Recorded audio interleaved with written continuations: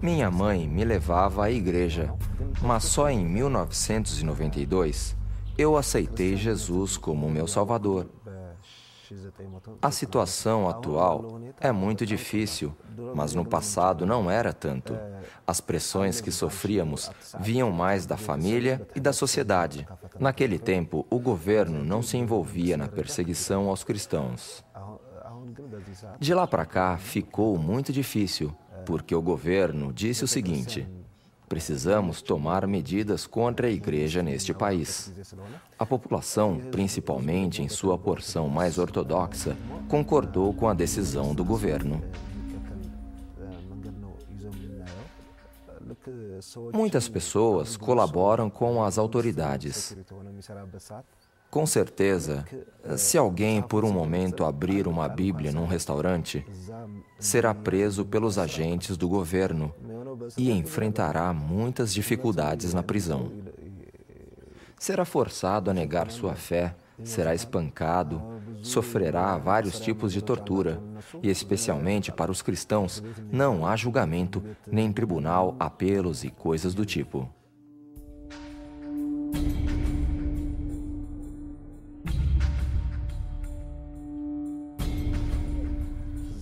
Por exemplo, há alguns cristãos que foram aprisionados há 4 ou 5 anos e jamais foram levados a julgamento num tribunal.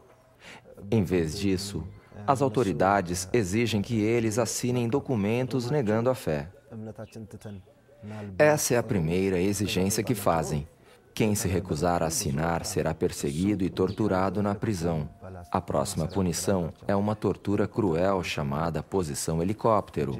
O prisioneiro tem os pés e mãos amarrados junto às costas e é colocado de bruços, apoiando o peso do corpo apenas no abdômen. Os pés e as mãos ficam amarrados junto às costas. Eu entreguei minha vida a Cristo ainda criança e mais tarde fui prestar o serviço militar. Agora dou encorajamento aos cristãos que passam por essa terrível situação. É a nossa vez de mostrar fé e coragem aos que passam pela mesma situação que enfrentei.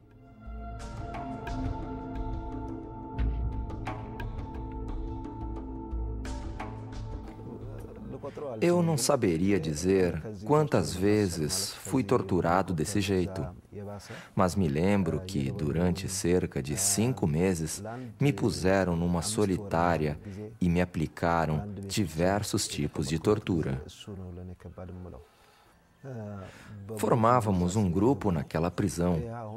O plano do governo era extinguir e eliminar o cristianismo naquela área.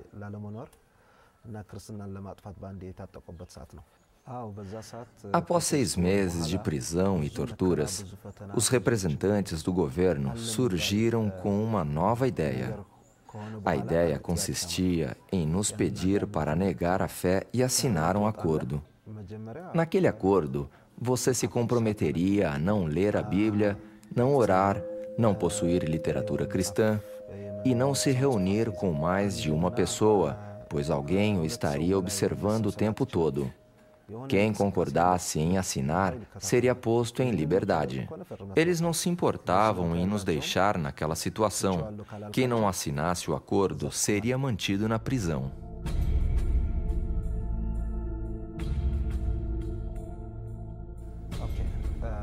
Depois que fomos aprisionados, levou apenas 3 meses para que tivéssemos Bíblias sendo contrabandeadas sem que as autoridades soubessem.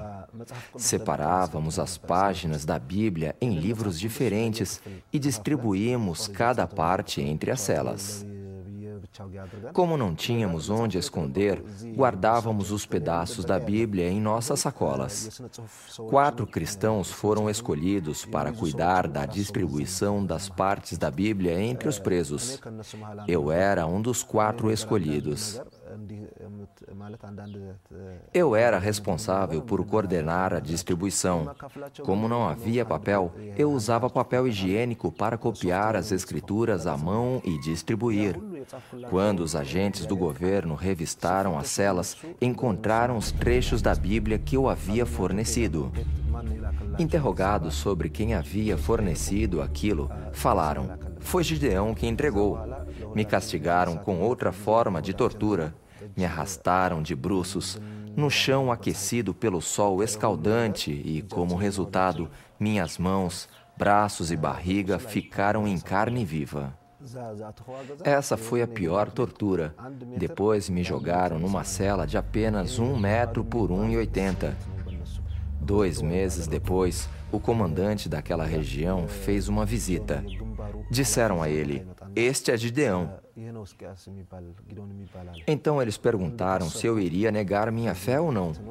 Eu disse: "Não negarei." Por causa da segurança que o Espírito Santo me dava, eu estava disposto a enfrentar qualquer coisa.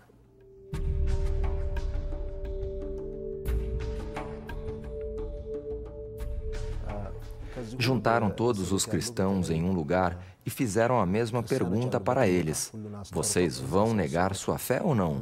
Perguntaram também a mim e eu disse: "Não." Em minha mente havia um só pensamento: Cristo. Para mim, o viver é Cristo. Foi o que o apóstolo Paulo escreveu na carta aos Filipenses. Para mim, o viver é Cristo e o morrer é lucro. Começaram a me espancaram por todas as partes do corpo. Naquele momento, eu lembrava que o Senhor Jesus havia passado pela mesma situação. Ele foi espancado ao pagar o castigo pelos meus pecados. Participar de seu sofrimento era uma grande honra para mim. Era nisto que eu pensava. Não foi fácil, não foi nada fácil. Mas quando penso no quanto maior foi o sofrimento de Jesus, percebo como é fácil suportar minha dor.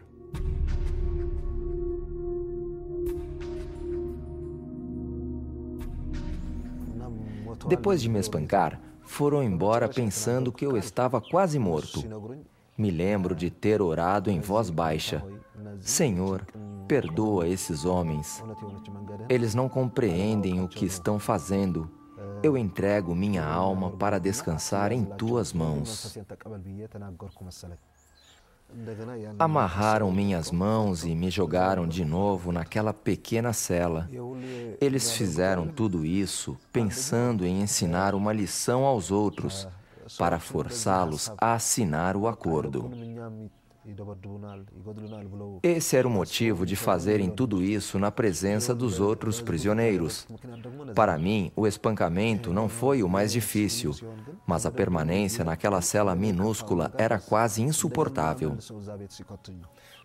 Não havia tratamento médico, todas as partes do meu corpo doíam e eu não conseguia deitar no chão para dormir. Pedi medicamentos, mas eles recusaram. Eu não tinha nenhum osso quebrado, mas todas as partes do corpo estavam doloridas. Depois de 2 semanas, minhas pernas começaram a doer muito e feridas se abriram. Então fiz uma oração. Eu disse: "Senhor, Tu és o médico dos médicos. Cura-me." Assim que orei, senti a presença do Espírito Santo em meu corpo. Um dos guardas se compadeceu e decidiu me ajudar e me trouxe sal. Misturando sal com água, eu lavei o ferimento.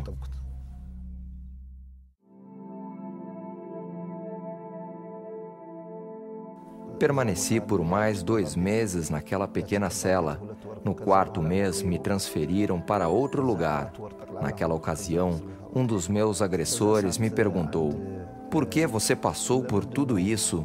Por que enfrentar uma situação dessas? Por que tanta determinação? Por que não nega sua fé e leva uma vida tranquila?"